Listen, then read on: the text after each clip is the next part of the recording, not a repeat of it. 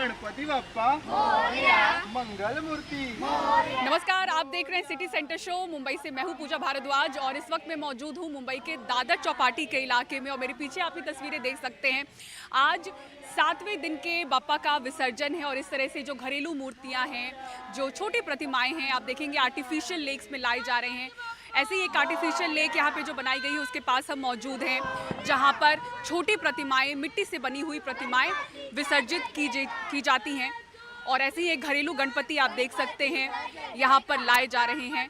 मिट्टी से बने हुए ये गणपति बाप्पा हैं और आज इनका विसर्जन होगा। 7 दिनों तक घर में ये स्थापित थे और आज इनके विसर्जन का दिन है। मैडम, कितना कठिन है बाप्पा को विदा करना आज के दिन?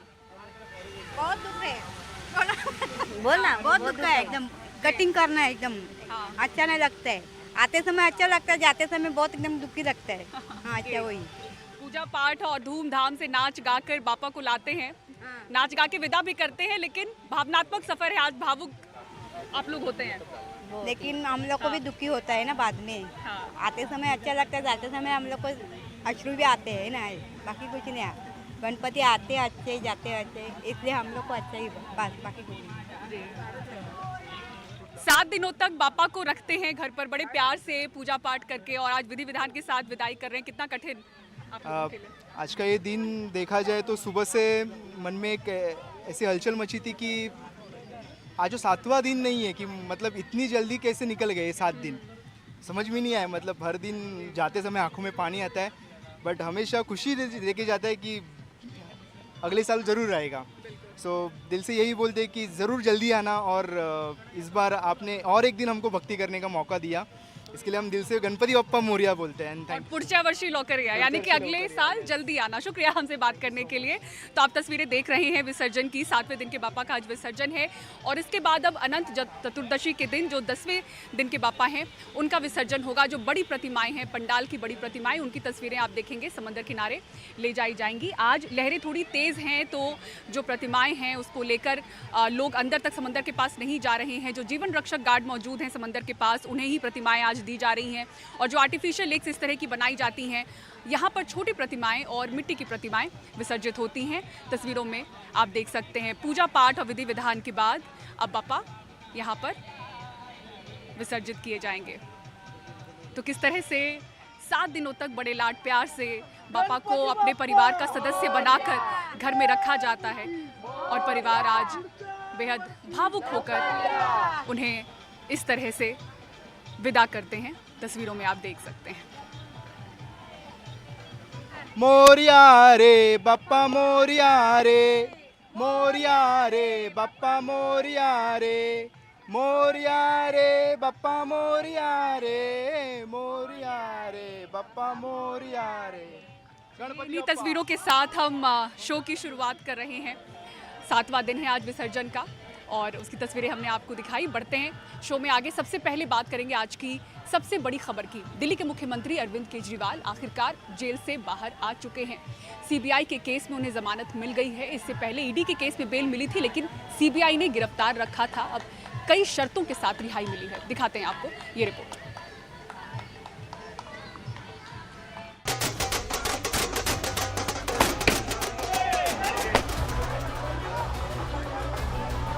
पूरे 177 दिन बाद केजरीवाल तिहाड़ से बाहर आए। देखो देखो कौन आया, देखो देखो कौन आया। बाहर कार्यकर्ताओं का हुजूम खुशी से झूम उठा।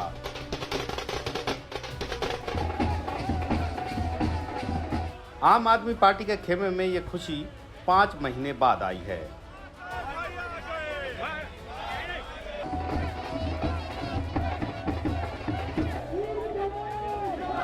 पार्टी के सबसे बड़े नेता अरविंद केजरीवाल सुप्रीम कोर्ट के आदेश से रिहा हो गए हैं। शराब नीति मामले में ईडी और सीबीआई के दोनों मामलों में जमानत मिलने के बाद ये रिहाई संभव हुई है। पार्टी इसे अपनी जीत बता रही है। आज इस बात को देश की सुप्रीम कोर्ट ने भी कह दिया कि सीबीआई ने सिर्फ और सिर्फ अरविंद केजरीवाल जी को गिरफ्तार किया क्योंकि उनको पता था कि ईडी से बेल मिल गई है। सुप्रीम कोर्ट ने यह भी कहा कि एक प्रीमियर इन्वेस्टिगेटिंग एजेंसी को अनबायस्ड दिखना चाहिए, अनबायस्ड इन्वेस्टिगेशन करनी चाहिए। हमें यकीन था, हमें माननीय न्यायालय पर यकीन था कि एक ना एक दिन कि बाहर आएंगे। हालांकि बीजेपी याद दिला रही है कि ये बस जमानत है, आरोप से मुक्ति नहीं। अरविंद केजरीवाल जी लिप्त हैं इस शराब घोटाले में, इसीलिए उनको ना तो सीएम के ऑफिस जाने के योग्य समझा गया है, ना किसी फाइल पे साइन करने के योग्य समझा गया है। जो अरविंद केजरीवाल राजनीति में आकर कहते थे कि अगर किसी नेता पर आरोप लग जाए तो इस्तीफा दे दे, आज वो कंडीशनल बेल पाते हैं। हालांकि जस्टिस सूर्यकांत और जस्टिस उज्जवल भुइयां की बेंच ने इस रिहाई के साथ कई शर्तें जोड़ दी हैं। ये वही शर्तें हैं जो ईडी के केस में भी जमानत के साथ जोड़ी गई थी। अदालत ने कहा है कि दिल्ली के मुख्यमंत्री सचिवालय नहीं जा सकेंगे, किसी सरकारी फाइल पर साइन नहीं करेंगे, शराब घोटाले से जुड़ी किसी फाइल तक पहुंच नहीं होगी, किसी भी गवाह से बातचीत नहीं करेंगे, शराब घोटाला मामले में टिप्पणी नहीं करेंगे, केस की मेरिट पर कोई बयानबाजी नहीं करेंगे। जब इन्वेस्टिगेटिंग एजेंसीज अपने दायरे में काम नहीं करती है, फेयरनेस से काम नहीं करती है और प्रोबिटी से काम नहीं करती है और वायलेट करती है राइट जो है हमारे आर्टिकल 21 के fundamental rights of life and liberty, तब इस तरह की ऑब्जर्वेशंस की आवश्यकता पड़ती है और तब ये ऑब्जर्वेशन सुप्रीम कोर्ट ने दी है। So therefore we have to commend Supreme Court कि ऐसी ऑब्जर्वेशन देके उन्होंने इन्वेस्टिगेटिंग एजेंसीज़ को भी एक डायरेक्शन दिया है that you have to be fair, आपको इंडिपेंडेंट रहना है और अगर ज़रूरत है तभी आपको अरेस्ट करना है, अदरवाइज लाइफ और लिबर्टी से आपको टिंकर नहीं करना है। वहीं बेंच के एक जज ने केजरीवाल की गिरफ्तारी पर भी सवाल उठाए और सीबीआई को याद दिलाया कि इसी वजह से उसे पिंजरे का तोता कहा गया था। सुप्रीम कोर्ट ने इस मामले में व्यक्तिगत आज़ादी का तो हवाला दिया ही है, साथ ही साथ सीबीआई जैसी एजेंसी पर भी बड़े सवाल उठाए हैं। जाहिर है इस फैसले से अरविंद केजरीवाल को रिहाई तो मिली ही है, साथ ही साथ सरकारी और बड़ी एजेंसियों पर सवाल उठाने के मौके भी मिल गए हैं। नई दिल्ली से शरद शर्मा के साथ आशीष भार्गव, एनडीटीवी इंडिया। बात महाराष्ट्र की शिवसेना की करते हैं। शिवसेना का मुस्लिम विरोध का इतिहास रहा है, लेकिन महाराष्ट्र विधानसभा चुनाव से पहले अलग तस्वीर नजर आ रही है। विभाजन 2022 में शिवसेना का हुआ था, 2 भागों में बटी और अब चुनाव से पहले मुस्लिम वोटरों को लुभाने में दोनों जुटी हुई है, क्योंकि कई सीटों पर जो मुस्लिम वोटर हैं वो निर्णायक भूमिका निभाते हैं। रौनक कुकड़ी की रिपोर्ट देखिए।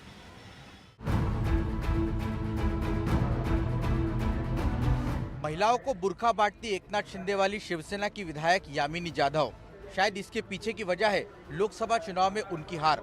यामिनी जाधव दक्षिण मुंबई से उद्धव ठाकरे वाली शिवसेना के उम्मीदवार अरविंद सावंत से हार गई थी।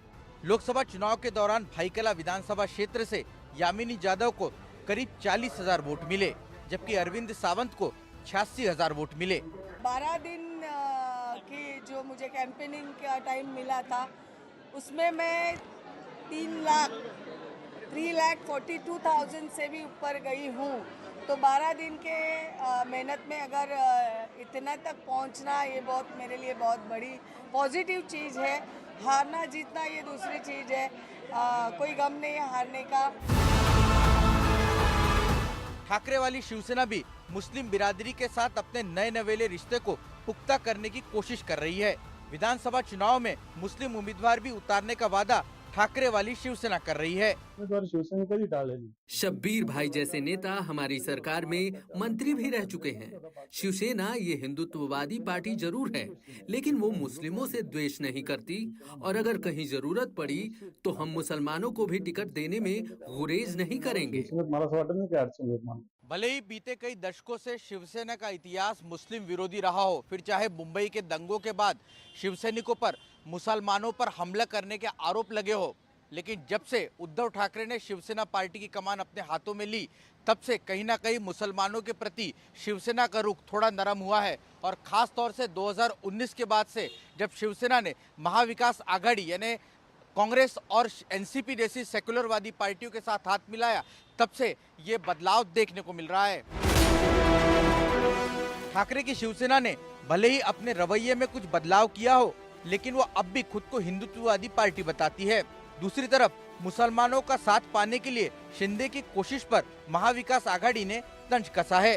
भारत में सभी को रहने का अधिकार है और भारत में धर्म का स्वातंत्र्य है। मुझे लगता है अब उनका भी भरोसा उस पर बैठ गया है। जो कभी एक बार बोलते थे कि बुर्का हटा ही डालो, वो आज बुर्का बांट रहे हैं, तो उनका असली चेहरा दिखने लगा है, नकाब उतर गया। मुस्लिम वोटों पर नजर तो राज ठाकरे की पार्टी एमएनएस की भी दिख रही है। विधानसभा चुनाव के नजदीक आने पर वो भी मुस्लिमों को खुश करने की कोशिश में है। एमएनएस के एक नेता करीब 1000 मुसलमानों को लेकर अजमेर शरीफ की यात्रा पर निकले हैं। मुंबई में विधानसभा की कुछ 36 सीटें आती है, उनमें से 10 ऐसी सीटें हैं जहां पर मुस्लिम वोट निर्णायक साबित होते हैं और शायद यही वजह है कि सभी पार्टियां मुस्लिमों का साथ चाहती है और इसीलिए अपनी मुस्लिम विरोधी छवि से दूर हटकर आगे बढ़कर कहीं ना कहीं ये पार्टियां मुस्लिमों को अपने साथ लेना चाहती है। कैमरा पर्सन प्रवीण जी रोहित के साथ रौनक कुकड़े, एनडीटीवी इंडिया के लिए। आत्महत्याओं के बढ़ते मामले देखते हुए मुंबई के स्कूल कॉलेज अलर्ट मोड पर हैं। देश भर के अलग अलग कॉलेजों में हुए सर्वे में पता चला है कि 67% छात्र शिक्षा और नौकरियों को लेकर मानसिक तनाव में हैं। अब मुंबई के कॉलेज में छात्रों की ही अलग अलग टीम बनाई गई है जो ऐसे मानसिक तनाव से गुजर रहे छात्रों को ढूंढेंगे और उन्हें समय रहते मदद पहुंचाएंगे। दिखाते हैं आपको मुंबई से रिपोर्ट।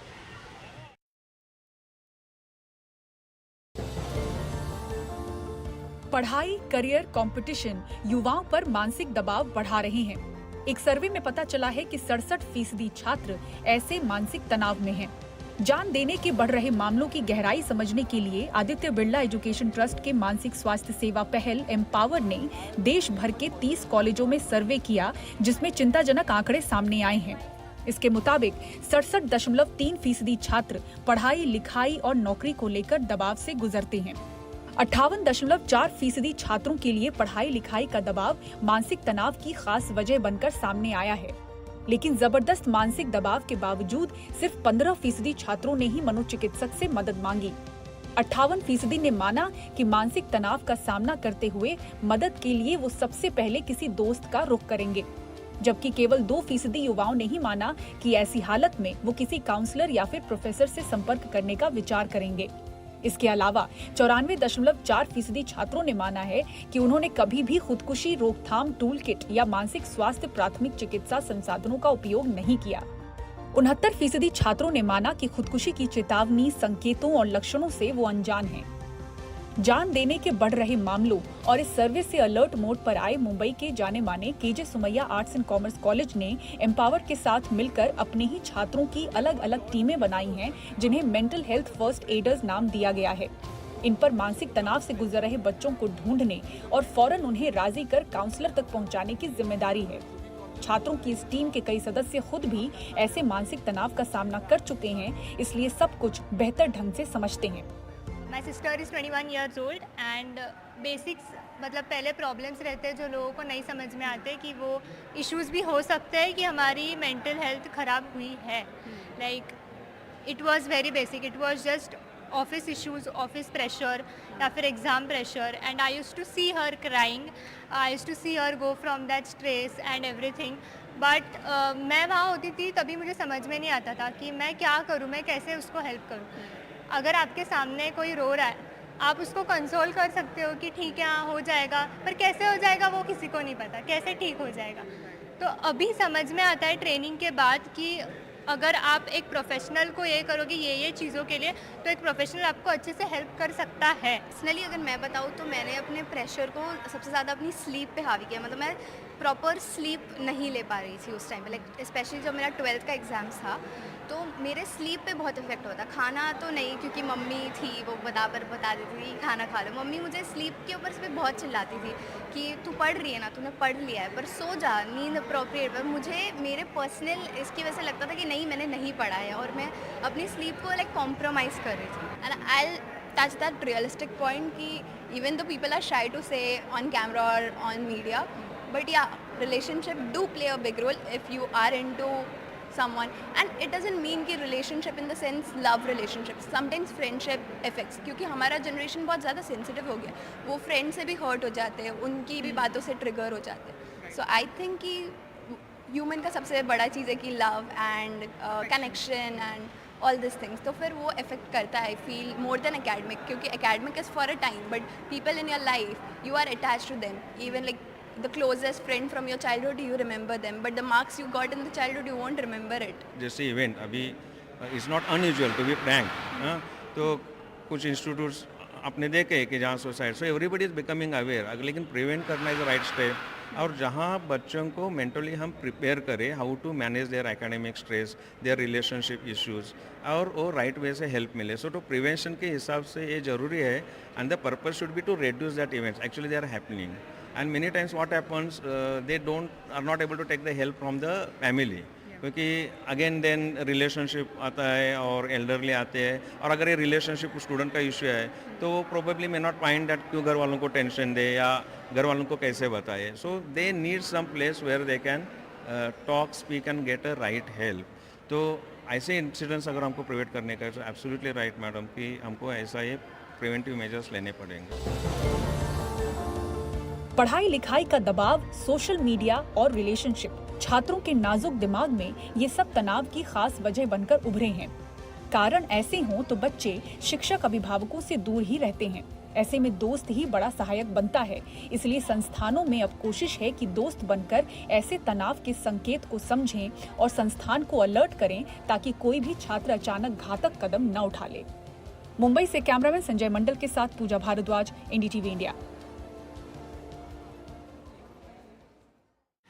और बीजेपी अपने जम्मू कश्मीर मिशन में जोर शोर से नंबर पूरे करने में लगी हुई है। पार्टी का दावा है कि जम्मू कश्मीर में वही अगली सरकार बनाने जा रही है। ऐसे में कई निर्दलियों से वो संपर्क में भी है। दिखाते हैं आपको ये रिपोर्ट। सजाद सोनी, अल्ताफ सोनी, आबाजाद सोनी, आजाद सोनी की देशी पानी जैसे वो ये बयान इन दिनों घाटी में वायरल हो रहा है। इसमें अनंतनाग पश्चिम से बीजेपी के उम्मीदवार रफीक वानी साफ साफ कह रहे हैं कि इंजीनियर रशीद सज्जाद लोन और निर्दलियों की मदद से बीजेपी जम्मू कश्मीर में सरकार बनाने जा रही है। पूरा 50 पार का जो लक्ष्य है उसको हम पार करने। ये बयान इसलिए अहम है क्योंकि जम्मू कश्मीर में भारतीय जनता पार्टी 90 में से सिर्फ 62 सीटों पर चुनाव लड़ रही है। वैसे बीजेपी ने जम्मू की सभी 43 सीटों पर उम्मीदवार खड़े किए हैं, लेकिन घाटी में वो सिर्फ 19 सीटों पर चुनाव लड़ रही है, जबकि घाटी में कुल 47 विधानसभा क्षेत्र हैं। बीजेपी ने दक्षिण कश्मीर की 16 विधानसभा सीटों में से 8, मध्य कश्मीर की 15 सीटों में से 6 और उत्तर कश्मीर की 16 सीटों में से 5 पर उम्मीदवार मैदान में उतारे हैं। बीजेपी ने लोकसभा चुनावों में भी कोई उम्मीदवार घाटी में नहीं उतारा था। जम्मू कश्मीर की जनता इनके मंसूबों को, इनके षड्यंत्रों को कामयाब नहीं होने देगी, चाहे वो रशीद हो, चाहे मुफ्तीज हो, चाहे अब्दुल्लाज हो और चाहे गांधी नेहरू परिवार, ये चारों मिलकर जम्मू कश्मीर के खिलाफ एक षड्यंत्र रच रहे हैं। नेशनल कॉन्फ्रेंस के उमर अब्दुल्ला ने कहा है कि लोगों को उन सभी दलों से सचेत रहने की जरूरत है जो सामने से या फिर पीछे से बीजेपी की मदद कर रहे हैं। जम्मू कश्मीर को बहुत नुकसान का सामना करना पड़ा है। जम्मू में, कश्मीर में हर तरह आप देखें तो लोग मायूस हैं, परेशान हैं। इस परेशानी से, इस मायूसी से बचने का एक ही तरीका है, बीजेपी और जो बीजेपी की मदद करने की तैयारी कर रहे हैं 8 अक्टूबर के बाद, उनको इस इलेक्शन में शिकस्त दिलवानी है। इस सियासत के बीच सेना प्रमुख घाटी में सुरक्षा की समीक्षा करने के लिए पहुंचे हुए हैं। दक्षिण कश्मीर में पहले दौर की वोटिंग सितंबर 18 को होनी है। दूसरी तरफ जम्मू कश्मीर पुलिस भी अपनी तरफ से सिक्योरिटी रिव्यूज़ जो है वो लगातार कर रही है। इस बीच इंटेलिजेंस एजेंसीज़ ने एक अलर्ट रेज़ किया है जिसके मुतालिक जो आतंकवादी जो तंजीमें हैं वो जम्मू कश्मीर में जो भारतीय जनता पार्टी के ऑफिसेस सिचुएटेड हैं वहाँ पे वो टारगेट कर सकते हैं। इसके बाद वहाँ पर सुरक्षा जो है वो कड़ी कर दी गई है। श्रीनगर से नीता शर्मा, एनडीटीवी इंडिया के लिए।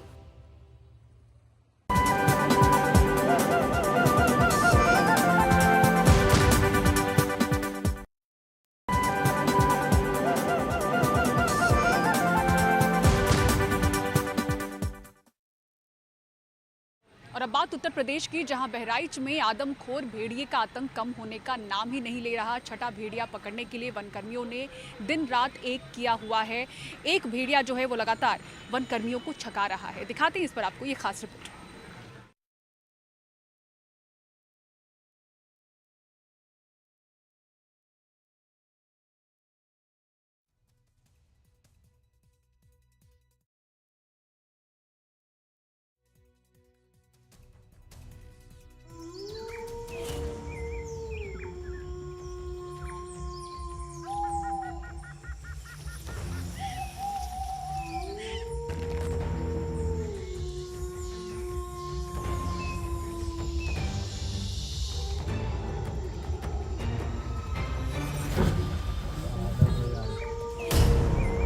खेतों में घूम रहा ये वही छठवां भेड़िया है जो अब तक पकड़ से दूर है।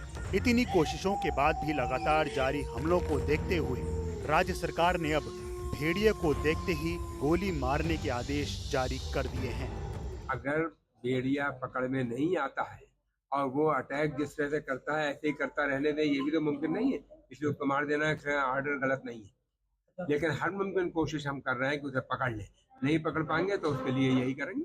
बहराइच में दहशत का पर्याय बने इस छठे भेड़िए को पकड़ने का अभियान जोर शोर से जारी है। वन विभाग के मुताबिक आदमखोर हुए भेड़ियों की संख्या 6 है, जिनमें से 5 को पकड़ा जा चुका है, लेकिन एक अभी भी लापता है। वन विभाग ने बताया कि अब तक भेड़ियों के आतंक की वजह से 10 लोगों की मौत हुई है, वहीं घायलों की संख्या 52 है। 2 दिनों में इसने 2 लोगों पर हमला किया, लेकिन गनीमत ये रही कि जिन पर हमला किया वो बाल बाल बच गए। चोट लगी है, गले में सर गल का ये कटा हुआ है और ये दाढ़ी एकल कटी हुई है। हरत लगा है, भेड़िया ने हमला किया है सर। लेकिन गांव वालों के हमले के दावों को वन विभाग खारिज कर रहा है। बहराइच के महसी इलाके के हरबख्श सिंह पुरवा में वन विभाग की टीम ड्रोन से जंगलों में भेड़िए की तलाश कर रही है। वन कर्मचारी अपने साथ जाल और बाकी जरूरी सामान लेकर घूम रहे हैं ताकि बिना देर भेड़िया नंबर 6 को पकड़ा जा सके। फिलहाल ये छठा भेड़िया बहराइच के महसी इलाके में दहशत का पर्याय बना हुआ है। वन विभाग पकड़ने की इसे कोशिश कर रही है, लेकिन फिलहाल ये पकड़ में नहीं आया है। उम्मीद है जल्द ही ये पकड़ा जाएगा और उम्मीद ये भी है कि इसके बाद कहीं कोई 7वां आदमखोर भेड़िया ना निकल जाए। बहराइच से अपने सहयोगी सलीम सिद्दीकी और कैमरा पर्सन राज गुप्ता के साथ रणवीर, NDTV इंडिया के लिए।